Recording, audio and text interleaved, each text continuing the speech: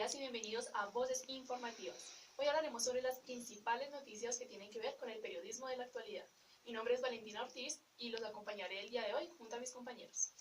Así es, Valentina, bienvenidos nuevamente a el espacio para que usted se informe y se actualice frente a las situaciones que se vienen presentando en el país. Los saludamos a todos a esta hora, siendo las 10:45 de la mañana, y doy paso a mi compañero y periodista, Felipe. Felipe, buenas tardes. Buenas tardes, Valentina, Camila, ¿cómo están? Vamos a hablar sobre las buenas y malas prácticas que se vienen en el periodismo aquí en la actualidad. Así es, bueno, un tema muy importante. Vamos a entrar hablando de que algunos medios transmiten información donde prima la manipulación, no hay objetividad, se censura y claramente no hay neutralidad. Además, se direcciona la información, se sesga y se manipula para confundirla con propaganda, como lo es la noticia del proceso de paz, ya que durante la audiencia sobre el plebiscito en la Corte Constitucional, voceros del gobierno aseguran que la FARC no va a tener todo el poder en el país y rechazaron el llamado de la oposición, es decir, el Centro Democrático. Se habla de la intervención en donde se explica la maravillosa labor que ha hecho el presidente Juan Manuel Santos con el tema del proceso de paz, pensando en un cambio. Cabe recordar que el presidente Juan Manuel Santos, y esto lo citamos del diario El Tiempo, el pasado 10 de diciembre en Oslo, recibió el Premio Nobel de Paz por su excelente y exhausta labor frente a la tan anhelada paz que se necesita en Colombia.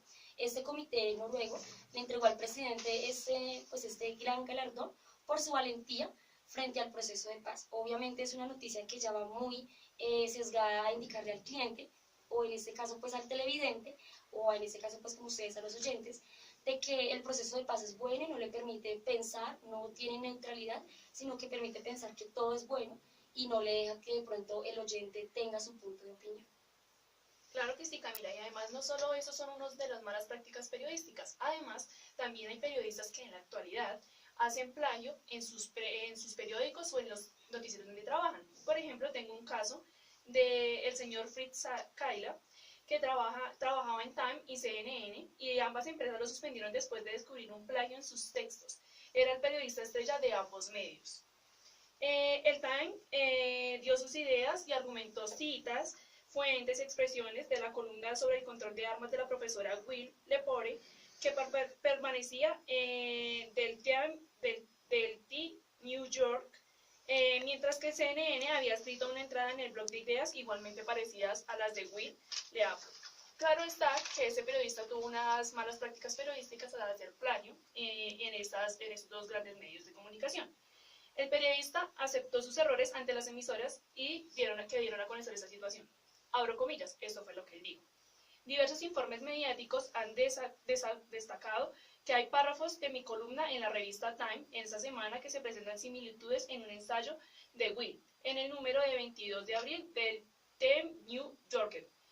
Tiene razón, cometí un error terrible. Es un grave fallo y es una falta por mi parte. Le pido perdón a ella, sin reservas a mis errores en Time y a mis lectores. Claramente, pues el plagio es uno de los errores más complicados en los que cae un periodista, porque hay que recordar que el parafraseo ahora también es plagio. Entonces es bueno que cada periodista vaya hasta el hecho de la noticia, busque su propia noticia, confirme y de esa manera publique, ¿verdad, Felipe? Tienes toda la razón, Camila, pero no todas las noticias en la actualidad son negativas. La FM, como para tomar un ejemplo, hizo una investigación para conmemorar la muerte de Jaime Garzón. Ocurrió el 13 de agosto de 1999. En esa investigación, la FM buscó y revivió los hechos que sucedieron ese año para así aclarar y conmemorar a Jaime, el cual lastimosamente ha sido olvidado. Del mismo modo, el espectador, a través de un periodista, investigó en la Corte Suprema de Justicia cómo hay una tutela de las madres comunitarias en busca de tener una pensión, ya que el ICBF solo les cubre su sueldo mensual y no les tiene pensión a futuro. Entonces, las buenas noticias en sí tienen que tener una veracidad muy clara, no tener amarillismo y decir la verdad tal y como es. Claro, sí es, además que deben ser totalmente independientes, eso es lo que caracteriza al periodismo. Recordando de pronto la noticia con la cual iniciamos esta emisión, también hay un testimonio en el cual este medio que les cité hace una publicación textual, abro comillas, se dice muy buena decisión y muy buena actuación del presidente, ya que logró la meta de un país sin guerra. Y piense usted, ¿qué es lo que desea un país sin guerra y con estabilidad, o que sigamos sin oportunidades? Claramente coloca al oyente o al lector en una situación en la cual no tiene neutralidad y está a favor del proceso de paz. Si hablamos también de noticias de la capital, vemos una noticia en donde dice que se abre alarma por presunto violador del sur de Bogotá. Al parecer, se viene presentando acoso a varios menores de edad en el barrio Molinos. Aún no se presenta mayor evidencia, pero según habitantes del barrio, el perseguidor de niños se cambia constantemente de ropa con el fin de evitar ser identificado. Además, según estos mismos, varias acciones extrañas se han visto del mismo, como persecución a niños en sitios públicos, y por lo tanto piden que se haga la investigación necesaria para judicializar a esta persona. Por su parte, la Policía Nacional pues empieza operativos. Una muy mala práctica periodística es transmitir o emitir noticias parcialmente. Eso de presuntamente, posiblemente, aún no se comprueba nada. Entonces, pues claramente deja muy mal a la persona, que puede que sí sea esta persona, el violador o el acosador, como puede que no. Entonces es algo que no se debe hacer, además de difundir noticias de presuntos delincuentes, maltratos, personas señaladas, o acusarlos de responsabilidades, sin que el proceso judicial se haya terminado para saber si es culpable o no. Y muchos diarios por estos días están tomando la fácil, que es el término presuntamente, posiblemente, por tener el amarillismo de la noticia, citan a la persona y todavía no se sabe si sí o no es responsable de ese cargo. Claro que sí, Camila. Además tenemos otro caso penoso, como el de Shirley Meléndez. Esa es una acusación contra un periodista, ya que ella llegó a un médico con cálculos en los riñones y los médicos le amputaron las manos y las piernas por negligencia médica. Esto salió diciéndolo un periodista.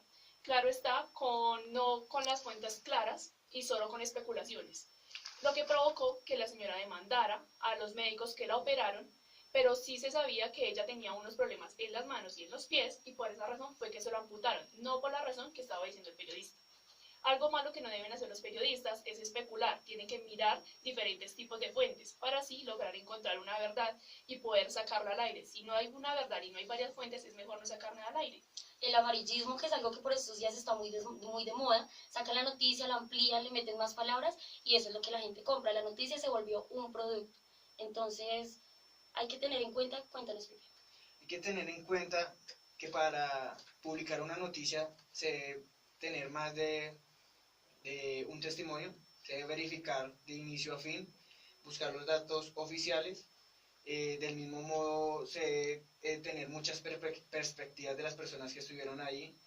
Nunca debe ser sensacionalista, porque actualmente los medios de comunicación ya no pasan a informar, sino a ser jueces, a juzgar. Así es.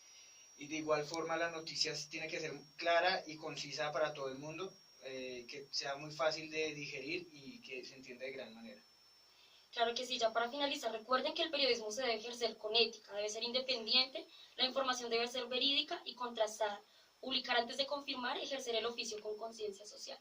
Entonces, a ustedes, nuestros oyentes de Voces Informativas, les agradecemos por haber estado aquí en esta misión. Esperamos que se hayan informado referente a estas prácticas que se deben o no ejercer.